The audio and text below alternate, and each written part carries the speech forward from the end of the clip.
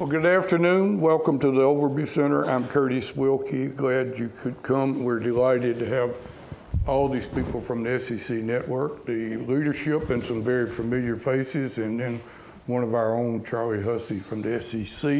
We're going to kick it off with a very short video, and then we'll go to the program. But anyway, set the tone, Mickey.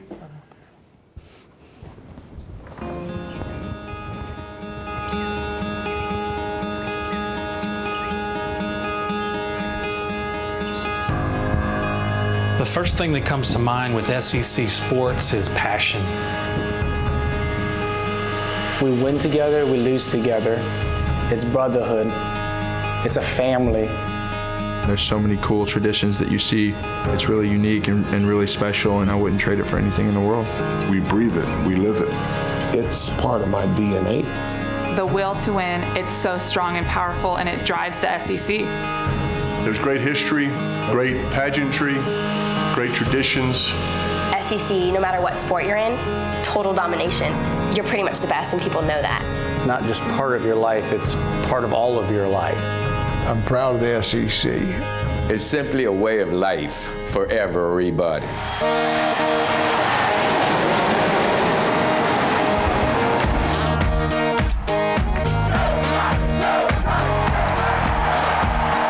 Well, you know you have SEC, and then you have the rest.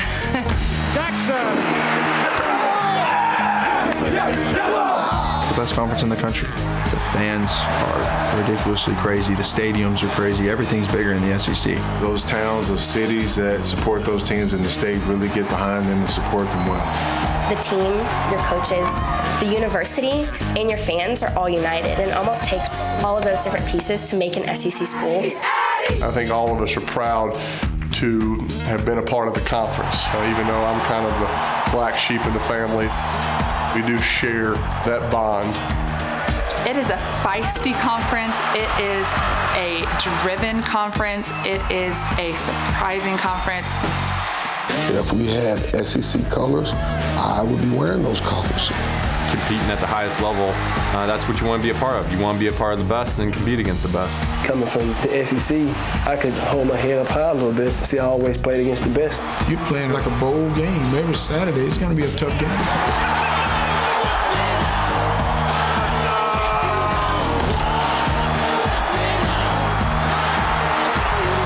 Whenever I faced that SEC team, I had to come with it, and that was something that definitely helped me prepare for professional baseball.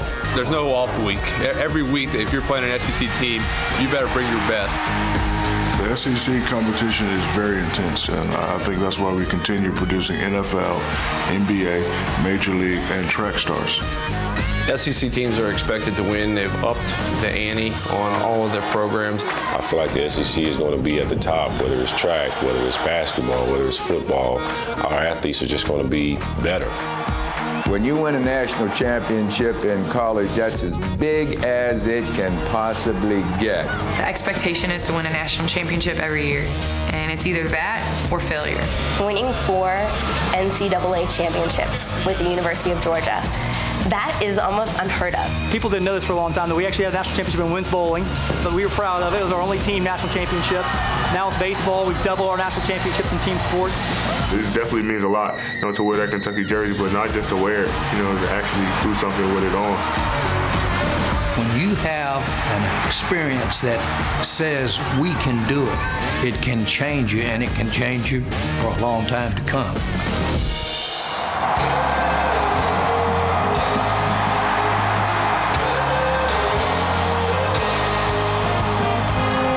Know you're always going to have other people that will support you and help you.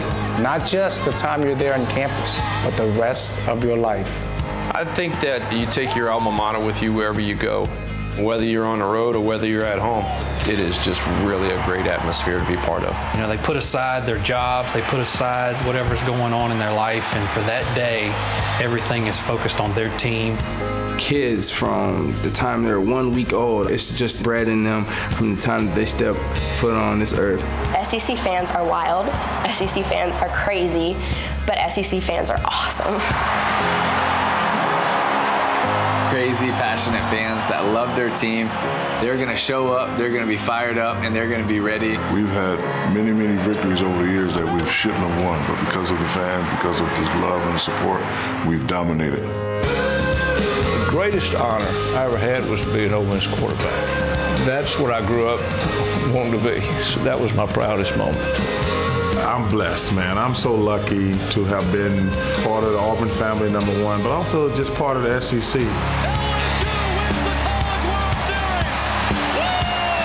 Just something special. I don't feel like I'm no spectator. I feel like I'm a part of the game, too. I mean, I'm cheering just as hard as anybody else. SEC.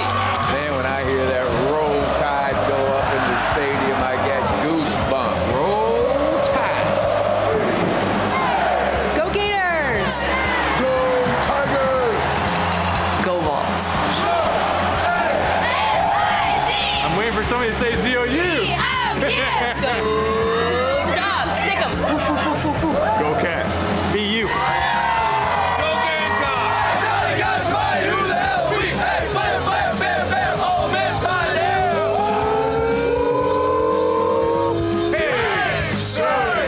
I like it.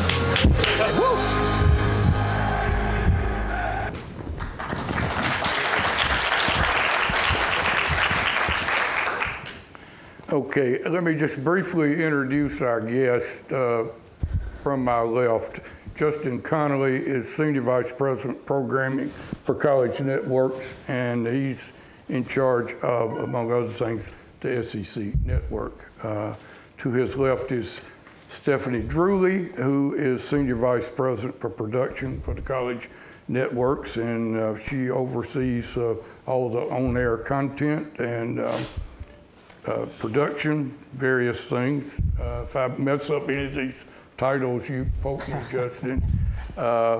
In the middle is Charlie Hussey, Ole Miss grad, whose dad is chairman of our chemistry department, and we're delighted to have Charlie back not only on campus but at the Overby Center, and he is with the Southeastern Conference, and he's kind of their go-to guy with networks, television programming. Is that good enough? Good enough. Okay.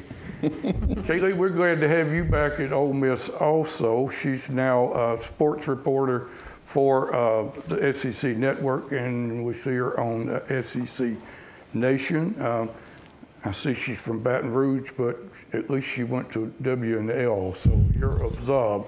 But can't say as much for on the end Marcus Spears, who you'll know his face from SEC Nation, and some of us sadly remember he was a member of the LSU team that beat us here in 2003, probably one of the last great games we had until 2 weeks ago. But Marcus, welcome back anyway. Security.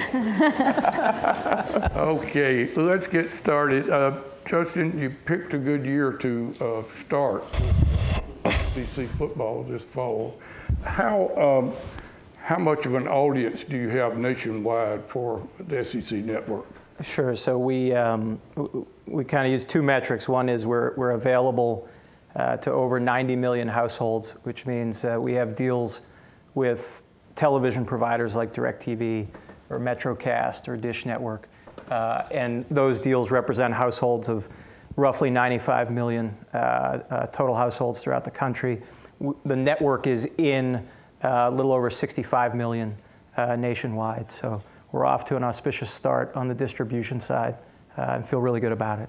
Do you have any sense of how many people are actually tuning in the games and the shows? We are not rated nationally like ESPN or ESPN2 yet. I think we have a whole lot of sort of anecdotal evidence that suggests we get big numbers for the games. We do well on SEC Nation, which leads into those games. And I think a big piece of what we're focused on is how we build audiences for the shows around the live events as well. So that's sort of our focus at the moment. Now, your programming is kind of a mix of a lot of things, obviously. I remember in the early days of ESPN, and some people laughed at some of the programming. I remember one guy says all they have are tractor pulls and that sort of thing. And look at you now at this giant network or number of networks. Do you see yourself branching out, doing different things? Do you have more ambitions in terms of your scheduling? Well, I think two things. One, on the SEC Network specifically, we certainly have ambitions to grow the programming schedule year over year. I think we've done a nice job of picking out some nuggets that otherwise wouldn't be on TV or exist to date. So we certainly have ambitions as it relates to the SEC Network to grow the programming lineup and coverage. But generally speaking, across ESPN's networks, our mission is to serve sports fans. And to the extent we see opportunities to do that on any platform, in any medium, we jump at it. And that's really what we saw here, which was if you look at the Southeastern footprint and you look at the consumption of content on the ESPN networks, the Southeast over-indexes, particularly around college sports, and we thought that there was an opportunity to take more content, make it more available, and do that in conjunction with the SEC. So to the extent opportunities like that pop up along the way, we would certainly take advantage of it. And I guess it helps to have a dominant sports conference too. It helps that sometimes I joke you could probably have the SEC East Network and the SEC West Network, but we're just happy with one. So, Justin, we can actually talk about that if you want. Stephanie, I don't know whether this is in your area, but are you the one responsible for Paul Feinbaum? Am I responsible for? Only Paul Feinbaum is responsible for Paul Feinbaum. We were fortunate to get someone with more foresight than me, identified that Paul would be a good addition to the network, and he has been 5 days a week. You know, he's 4 hours a day of his radio shows on TV and his cast of characters, and we've sort of evolved the show a little bit to have more interviews on there. Paul's very good at that, and more opinion, and it's in a good place. It's continued to evolve. And then on Saturdays, he's a great foil for Mr. Spears and Mr. Tebow and Mr. Tessitore. No question, he's good and he's popular, but can we get an antidote to him? Can we get somebody from Mississippi on the air? I'm open to or suggestions. Louisiana, Marcus? Marcus has done a show and was very good. We think, Marcus may have a future in bigger than him in countering Paul Feinbaum. I bullied him into it. At this point, how do you choose which campuses to go to take SEC Nation? Do you feel an obligation to be on all 14 campuses, or do you try to pick the place with the best game? So we made it our goal to get to every school this year. We're new and we want to see everybody and get to experience the entire conference. So we looked at it from a little bit of a strategic point on what games are where are our games, how would we start, and once you start, we started on a Thursday night in South Carolina, and Auburn was the next natural one. So then things just sort of fell in place. We've only made one real big adjustment to our schedule, and that was to go to Starkville a couple weeks ago. We ended up moving some dates around, and we have the back half of the season is on paper, and we haven't released that yet, but we're going to get everywhere. How far out do you make that determination? And also, CBS, as I understand, still got the pick of the prime game Saturday. Does that affect you? Do you want to avoid the CBS game? No, not at all. We've been to some CBS games. No, and in fact, the start time is advantageous to us for the CBS games, but we haven't made a real decision based on what network has the games. We've just looked at what made sense for us. Maybe it's a puzzle when you try to get all 14 and have it be a good game and have people be still excited about their teams. So we determined it, I would say, in early August, late July, and we've adjusted a couple of times since then, but it's pretty much been set from that time. Girls, I think we knew you were coming here, several weeks ago. Yeah, anyway. Yes, we were very excited to get here. Well, we're excited to have you. Yeah, Thank you. you. Charlie, since you're one of our own, I'll probably have my nastiest question to you. It's, why did we not see most of the first quarter of the Texas A&M game last Saturday? So if I remember right, that was an ESPN game, and the game before it ran long. So what we actually did, thanks to this crew here, is we opened up the SEC Network alternate channel. No, but it didn't work on my set.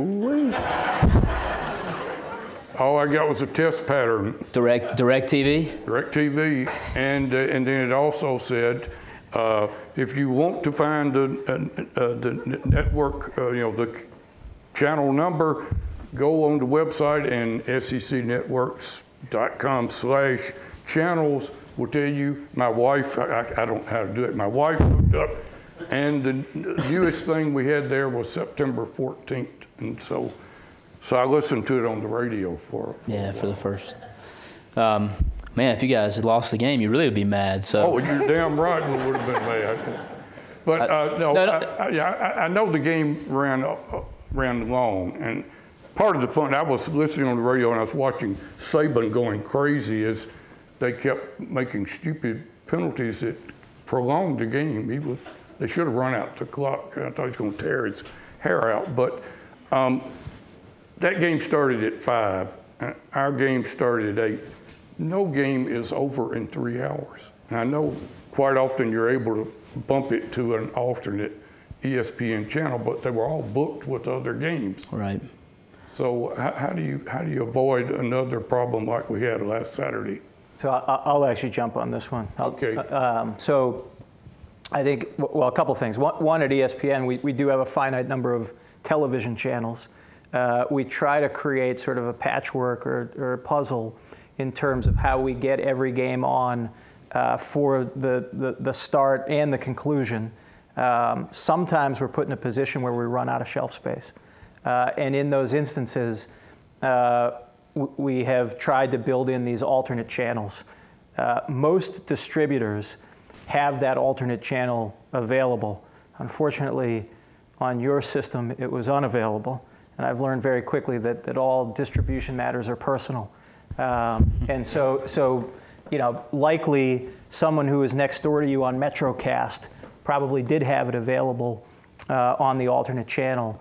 But we continue to work with DirecTV to give them as much notice as possible so that we don't miss any game action on any Saturday. That's the aim, that's the mission. Sometimes we fall short of that, but that's the idea. No, it was rare. It just happened to be our game. But usually, but there I go to ESPN, ESPN News, ESPNU, ESPN2, and they're wall-to-wall other games. Yeah. So, yeah. All right, you're absolved. Charlie, one other question though, and that is, I'm never clear on the pecking order of the SEC games each week. How does that work? We know CBS can pick what they want, and sometimes they can pick 2 games. But how does it work? How do you distribute the games? Good question. So CBS still, for the most part, has the first pick every week. In the past, they haven't had picks the first 2 weeks. There's been some, their selections begin the 3rd week. And but after that, they pretty much have the first pick. You're right; they do have a couple of doubleheaders. They get the first pick of one of the games. They don't get the first 2 picks though, in those doubleheader weeks. And then after that, really now with the rest of the SEC programming living in the ESPN family of networks, it's up to this crew where they program games. So I think they still look at ESPN and ESPN2. And then probably program SEC Network, but it's not always the case. Sometimes they may have a reason to put a game on the network, but it gives us a lot of flexibility, and it's actually very nice to have that set up. Now, other than the CBS 2:30 Central time slot, who determines kickoff times? So same thing there. So CBS has got the 2:30 Central kick, as you mentioned. In the past, that's been an exclusive window to CBS. So another exciting piece of the network is that now we opened up that window and have a game on the network at 3 o'clock Central. So besides the CBS 2:30 Central and the network games, which are noon Eastern, 4 Eastern, and 7:30 Eastern, ESPN then can choose in a whole myriad of different times. So it could be at 7, it could be at 8, it could be at 6. Just depends on the windows or the games that day. So it's the networks that basically determine the time and the game that they're going to carry. They do, and at the conference, you know, we try not to load up on schools and have too many early games. At the same time, we try not to load up and have too many night games that start at 8 o'clock or 9 o'clock. You know, and 8 o'clock Central games and 9 o'clock Eastern start. So you got to be sensitive to your institutions. You may be traveling from the Eastern time zone way over to the Central time zone. Kaylee, you were with the Longhorn Network before you joined the SEC Network. How does SEC compare to the Big 12 and UT football? It's just different, and it's different for me personally because this is a place I grew up. I grew up in Baton Rouge, very much grew up around the sports programs there. So for me, this is different because of my familiarity with it and my familiarity with all 14 institutions. You know, Ole Miss is a place. I had friends come to school here. You know, I came to visit when I was in college, and I have that a lot of the places that I go. For me with the Big 12, that just wasn't the case. You know, that being said, there are so many things that made my experience at Longhorn Network a great one, and I really did enjoy becoming familiar with places I was unfamiliar with. You know, it was the first trip I ever took in Manhattan, Kansas. I don't know how many guys in here have been to Manhattan, Kansas, but I can say that I have. So it was a wonderful experience, a great learning experience. But now, for me, you know, my parents are able to be here because they're, you know, not too far away to be able to drive and see me for a game. And there is something that I feel very comfortable saying in that the passion of SEC fans is unparalleled. You saw it in the video that we watched. Marcus lived it. You know, I came to be aware of it as a young child. So I think everybody in this room can recognize that there is something unique and special about the SEC. How is it dealing with, let's say, the coaches that you probably interview more than the players? I don't know whether I can get you to single out the most difficult interviews or the easiest ones, but who's a good interview? Who's fun to? I'll say oftentimes interviewing a coach who is behind at halftime, rarely is that interview a fun one. You know, I think there are times where you can actually get some very interesting information out of those coaches if you catch them at the right moment and if you ask the question in a way that doesn't put them on the defensive. And that for reporters is the challenge, how to get a smart answer at a time when they probably don't want to talk to you.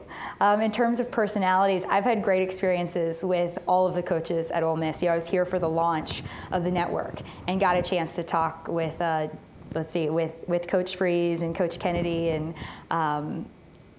you guys have a great crew here, and coaches who represent this place so well, and I think who the players all really enjoy. You know, in terms of coaches who are just fun to be around, for me, you know, growing up in Baton Rouge, Les Miles, you never know quite what you're going to get with the hat, and that always keeps it interesting. We like his sense of timing in some of these games. I bet you do. That clock management, something that. Yeah, at least twice in the last 4 or 5 years, it's been quite amazing. You know, he could have called time out before we kicked the field goal last year, and he would have had time to perhaps return to kickoff and get back down in field goal position. He waited till 3 seconds left to call timeout.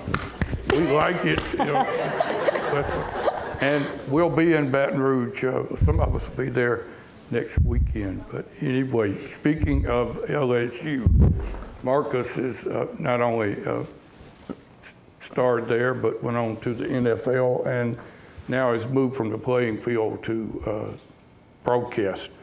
How difficult is that transition, and did you talk to other guys who have done the same thing to kind of get tips and determine how to go about it? The transition is difficult because what most people have to understand is that when you have an opportunity to play in the NFL, that's what you've been doing your entire life. So it's a different world when you leave the field for the last time. I remember walking off the field in Baltimore, and it hit me.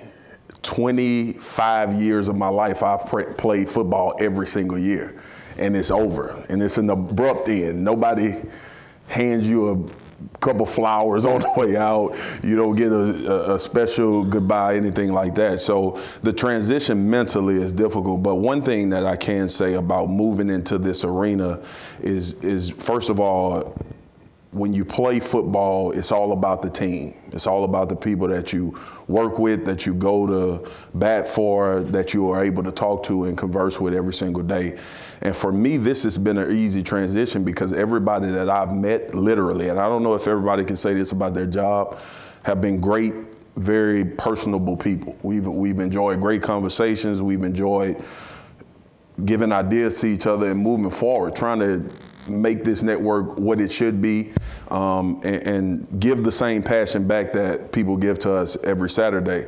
Working with Kaylee. Kaylee is literally my sister. Like, I leave ties, I leave socks, I leave stuff, cufflinks hanging over the bus. She's steady hanging it up, putting it in the closet. Where is this? Marcus is in the closet. Me and Tim and Joe and Paul, we have great rapport. What you see on television is really us. We spent a lot of time this summer together, shooting commercials in California and just spending a lot of time, and it translates onto screen. So for me, the transition as far as the work goes is not work. I'm having a blast. I don't ever think of it as a job. I look forward to Saturdays. I look forward to getting around my crew and us talking football and seeing what we can give to these SEC fans. And so it's been a great transition, but the in general transition of leaving the NFL after you've been playing it your whole entire life, it is a difficult one. You're crushed with the reality that this is the last time. Yeah. You're going to be on the air in the morning. Can you give us a preview of what you're going to say about Ole Miss UT? One preview is, I spoke on it earlier before the season started. I was very impressed with this defense. And they've made me look like I am one of the smartest analysts in college football. They're playing dominant. We've had the discussion a number of times. We thought if Bo Wallace could be consistent, not turn the football over, that this was a college football playoff caliber team and they could possibly be there in the end for the national championship. So, but I think with the way they play defense, they can beat anybody they play against. And I'm looking forward to seeing them play every week. They remind me of a team in Baton Rouge in 2003. So that's why I like them a lot. Pretty good team. Unfortunately, we'll remember you. Ole Miss State going to. The eyes. Who's number one? Ooh. That's tough to say. I can't wait till the Egg Bowl. You know, Mississippi State has slight edge because they beat 3 top 10 teams, and that's why they probably get the edge to be number one in the country. If you look at both of these teams on paper and what they're able to do on the football field, it's not much different. They're built the same way. Ole Miss is built on playing great defense, playing sound, solid offense, not turning the football over, and being able to create an up-tempo that people can't withstand. Mississippi State is more vintage SEC. Downhill football team. The defense is big up front, like you're used to seeing defensive lines. But I think the edge is for Mississippi State right now is Dak Prescott. I think he's the best player in the country. I think he gives that team more than just a great player, the leadership that he provides, and being able to rally those guys to believe that a Mississippi State football team is a national championship caliber football team. But you guys have that. I like that the eyes of college football is on the state of Mississippi right now, because now it solidifies that Alabama, Louisiana, Georgia, Florida, and Tennessee are not the only ones that play football in the SEC. So the more teams that we can get to battle and compete against each other on that level, the recruiting has got better across the board. The more teams that we can have, it makes for better discussions on Saturday morning. Yeah, what can we expect from Tennessee tomorrow? Tennessee they're in the mode you guys were in about 2 years ago. They have these young budding stars. They have guys on defense that are going to be really good. They have a corner that could potentially be the best once Hargraves leaves Florida. Justin Worley gives them a chance in every game, but their offensive line is young, so they've had a lot of problems protecting him and being able to run the offense fluently. But, you know, Coach Jones is doing an awesome job in recruiting and making sure that he's getting – look, the SEC boils down to this, players. That's what it boils down to. If you have a sustainable amount of guys that can come in, and it's not just having a good first team. You need 2 or 3 guys at each position that can compete in this level. I call it the NFL Developmental League because in the NFL, that's all we talk about is depth. And people focus on the starters and the stars on the football team and don't realize that when you get into a 60, 70, 80 play game, it's those second string guys and maybe even sometimes third string guys that have to carry you until those guys get back ready to play on the first team. So I think that for the most part, it's for Tennessee, they're getting back to the former days where they're getting the best recruits in the state. And I think they're young, but I think they're on their way. They're on the come. Okay, thank you. How about some questions from the audience? You guys, Cheryl? This is directed to any of y'all. First of all, I haven't watched television in 25 years to y'all. I would love SEC Network. I'm hooked, okay? Tell your friends. I don't have to tell them. My question is this, and I hate to fast forward just a little bit, but it's been in the back of my mind. What happens when football season is over and basketball, and you know, baseball's huge around here, and it is in a lot of this. The LSU, good grief, you know. How do y'all transition your shows? In other words, what's Marcus Spears going to be doing during baseball season? He's going to be chilling. Watching What am I baseball. gonna be doing during baseball? We don't know what Kaylee's going to be doing. Yeah, I mean, that's where we're lucky.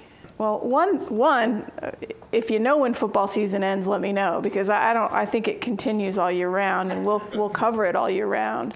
So we'll go from, you know, the national championship game to pro days and signing day and spring game, and then there's camp opening up. So it doesn't really stop, but the blessing of the SEC is that all the sports are cared about, right? So we're shifting into basketball soon, and baseball is going to be huge for us. I mean, we realize how much people love it, and we have a lot of games.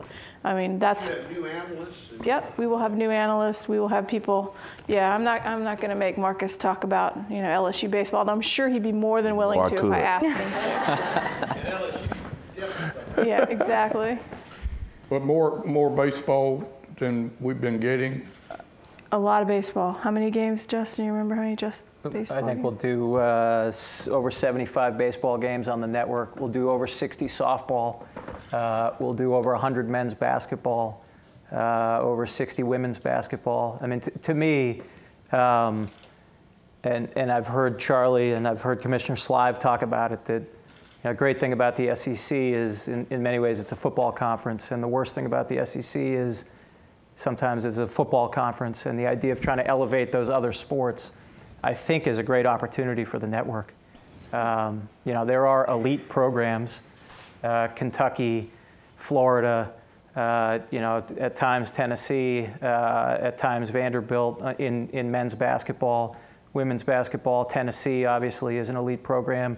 And what our challenge is, I think, together, is to try to help build some depth there and build more interest, more storylines in basketball. And then you go to baseball. I think 11 SEC teams made the tournament last year, 11 of 14. That's crazy. Alabama and Florida played for the softball national championship. It's an embarrassment of riches in the conference, and I think the idea is to have the same high caliber talent that we have covering football, cover basketball, and cover baseball, softball as well. And we're also, I mean, we're excited about gymnastics. Yeah. I mean, that's a big sport too. So. Over here. Wilkie, we all mentioned how you plan to cover the playoffs. The Rose Bowl is one of the playoffs. Sugar is the other. We could easily have an SEC team in those games. Spill it all. Of course, we're going to have an SEC team. 12. So how does the SEC Network plan to cover it? We will cover it with our daily news and info show, right? So SEC Now. I would anticipate that SEC Nation will have a presence wherever there is an SEC team, is my expectation. Now, again, don't be booking your travel yet, people on the end. But I mean, that's our hope, and that's our expectation. And we will cover it. You know, SportsCenter will cover all those bowl games. We're going in depth on the ones that have the SEC teams.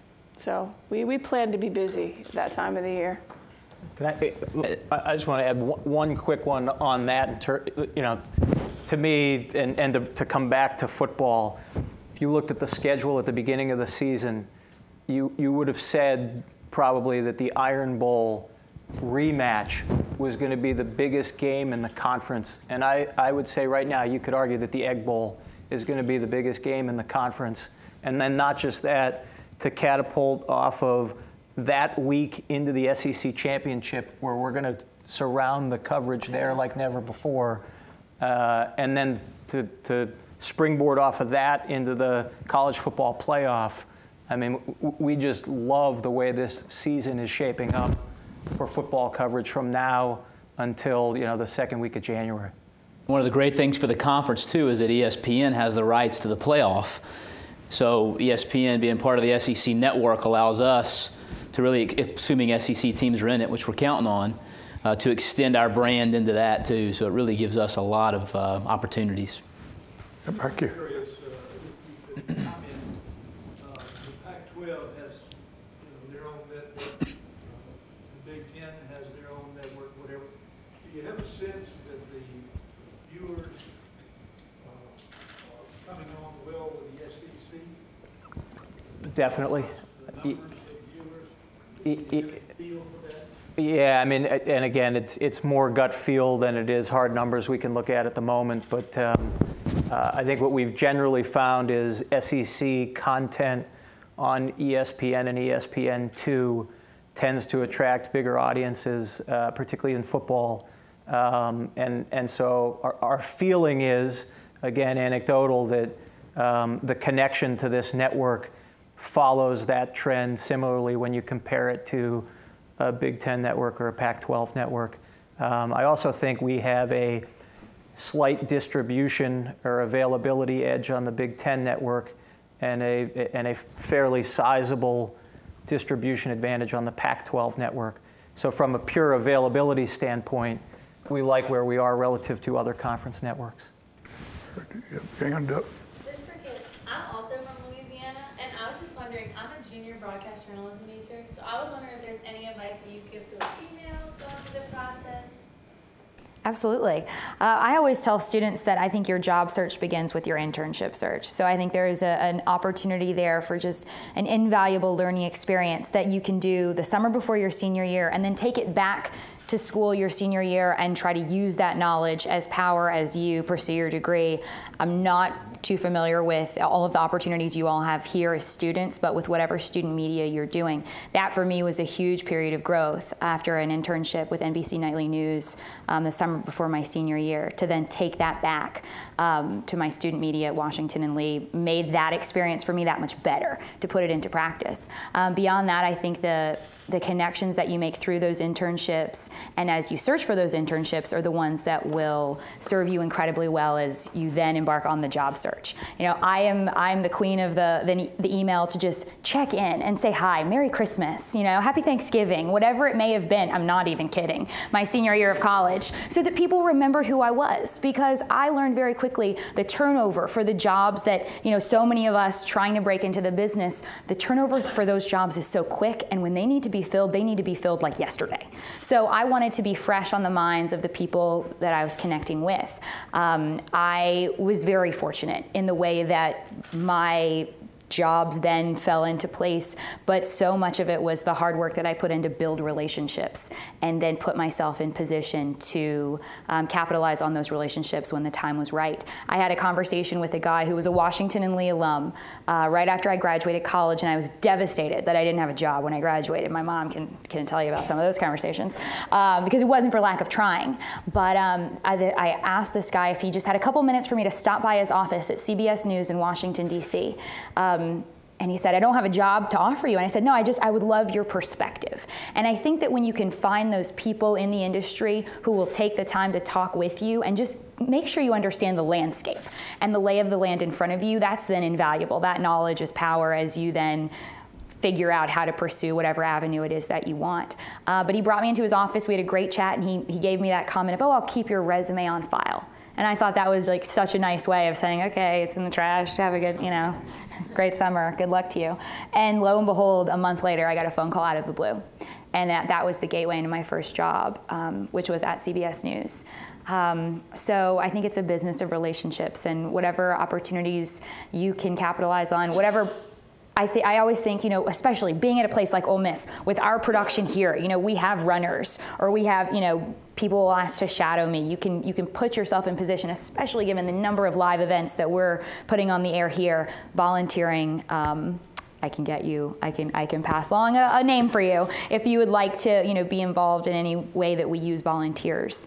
It's a great way to meet people when you're in college. The other thing is if you want to be Kaylee, you're not going to be Kaylee right away, right? So you take whatever job you can get. Just get your foot in, get to see the backside of how it works and how things get done. That ultimately makes you better than, there's nothing wrong with going to a really small station and working and shooting your own video and all the other stuff. But there's also value in going to a CBS News or an ESPN and learning behind the scenes part of it. It makes you think like a producer, which ultimately makes you a better reporter. That's I think, what has done so well for me, in that my first job, I was Bob Schieffer's personal assistant for 5 years and an associate producer for Face the Nation. Never did I imagine I would be in a job like that for 5 years, but all of the skills I learned. Today I was on a shoot for a feature piece that'll be in our show tomorrow, and my producer was like, well, thanks for producing the piece for me. That's how I think, and it certainly makes me better at my job now, but I do think that proximity to power that I was able to have to Bob Schieffer and to the top talent at CBS News to understand the business at its most successful level is serving me really well. Johnny? Marcus, I have a question for you, because you don't know who I am, but I know who you are, and I followed your career and stuff. And I was around here before you were probably born. But the point that I'm saying, and I think Tim was a product of this too. I think we beat the hell out of Bo Wallace about his inconsistency, his mistakes that are made. Because you're an incredible analyst, and there's only one reason that you and Tebow and other athletes are good. It's because you're that athlete. You actually know what the player is playing. You've been teaching. You can break this down for the average fan. An average fan looks at a game a certain way. You look at it differently. Tebow does. I do. They asked me to do an article on the Ole Miss football team in Hottie Toddy. How it was opposed to the team that Archie was on when I was here at Ole Miss. I didn't mention names. I talked about our defense, the serenity among the team. I said they're arrogant, they're cocky, they're competitive. I love that they're underdogs, because at halftime, Farees has got them all, Hugh has them all buying in, and they believe in him. And you spoke about that before. In NFL, college, you're one. Yeah. People don't really understand that. And I think it's okay to knock a guy one time. But I watched how Tim was misused, okay? And I feel Tiger Woods was, to an extent, over and over and over. And when you have, I think, a lot of these journalists make a name for them off of Marcus, off of another player, off of Tim, because they've never been there, so all they care about is trying to find something in your personal life, or something about a mistake, or something, than talking like you. I think for sports to be great in this network, to be the best and catch ESPN and go beyond, is to have great announcers like that can explain something. Do you agree with what I'm saying? There is too much critical analysis on a player. I mean, one time, okay, but then not every time he makes an interception. Well, one thing about me and Tim, we try to find a fine line in between that. And we always talk about, because people had the question, you know, you guys, you played at LSU, Tim played at Florida. How are you not going to be biased? And how are you not going to talk about or promote the university that you went to? I think the best analysts in football, especially when you are a player, is the ones that are honest. And we see the game different. We see the game. Look, most football games, between wins and losses, the margin is so small when you're talking about winning and losing the football game. I can't count on my hand how many times you go into a film room as a player and 2 or 3 plays change the whole complexity of the football game. And people will look and say, oh, that team played horrible. They shouldn't be a good team. And then next week they come out and have a major victory. Well, it's just because those 2 or 3 plays didn't go wrong this week. And I think for Bo, in Bo's defense, sometimes as a quarterback, which they should expect by now, you're going to get more. You're the brunt. You're the face of a university now, especially in the SEC. When you're a quarterback, you're the face of a university when it comes to sports.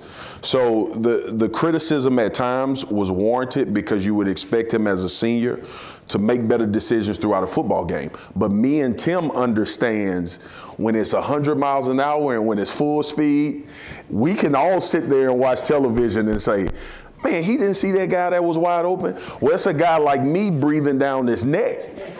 And that makes you make a decision a lot quicker than you normally would. And I think what you're seeing now is a process of Hugh being, Coach Freeze, being a calm, cool, collected type of coach, always keeping things in perspective for these guys. We had him on set today. He was awesome. I think what Bo has done, he's calmed down. He's settled into his role. He understands that if I don't make mistakes, my defense can win every football game we play in.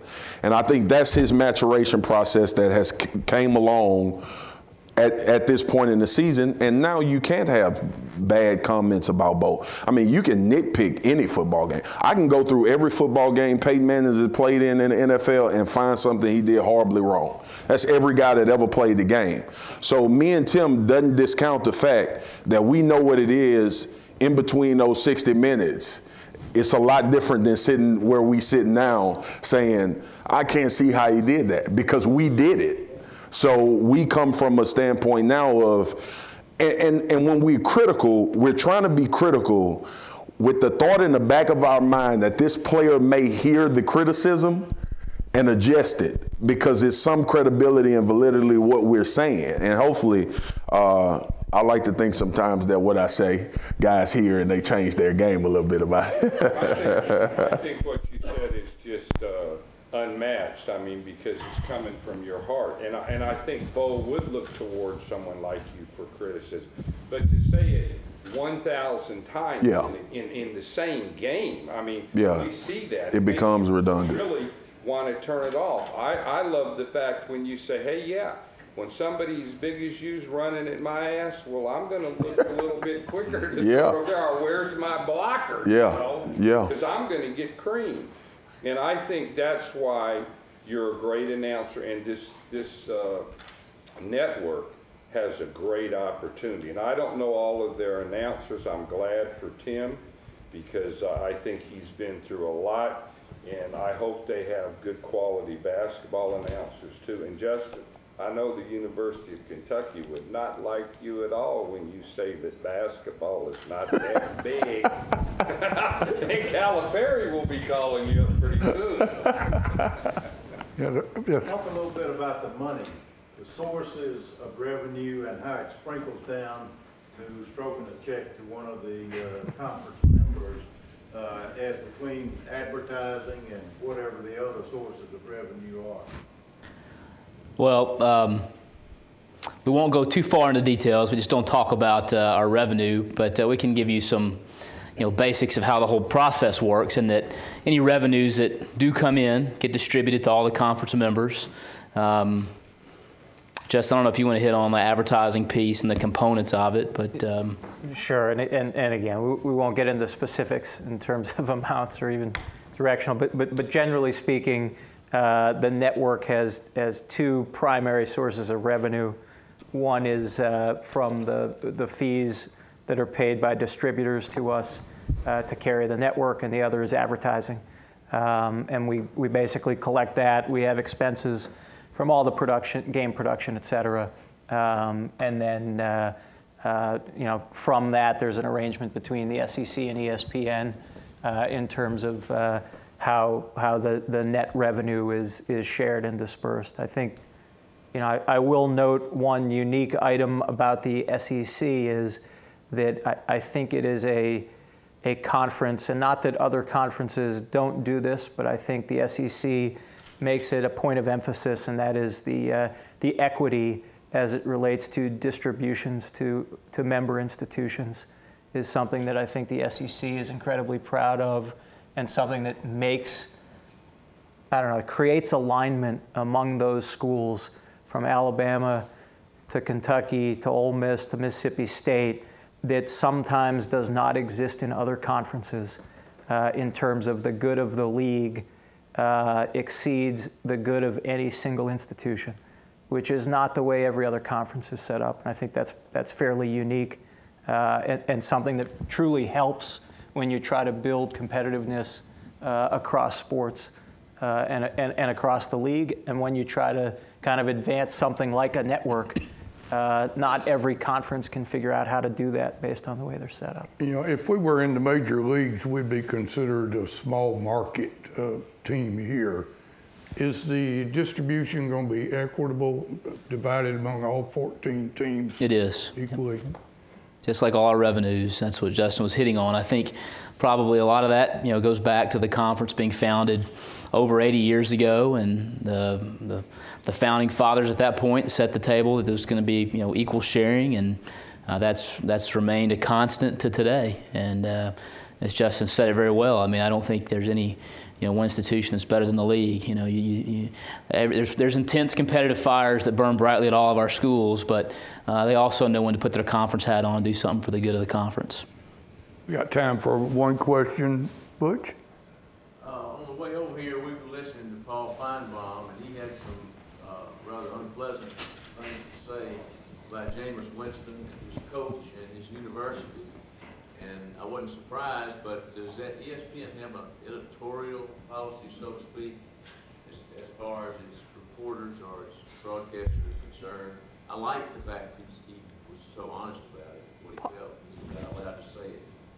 Paul falls under the category of opinion, and it is his opinion.